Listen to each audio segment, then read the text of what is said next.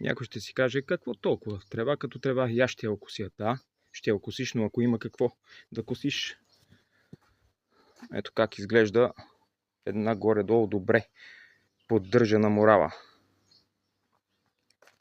С тревна смеска. От градинара зависи всичко. Зависи настроението на цялото семейство. Дали те ще бъдат усмихнати сутрин, като се събудят и стъпат на тревичката, или настроението няма да им е окей.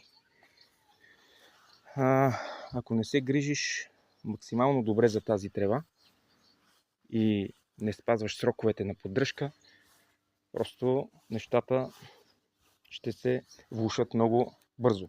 Ето тук за какво говоря. Ето ги, петънцата са почнали да се образуват. Мъртвата трева. Това нещо, ако не се почисти в рамките на 1-2 дни и ако го оставяме така, ще се получат големи жълти петна. След около един месец ще се покаже цвета на земята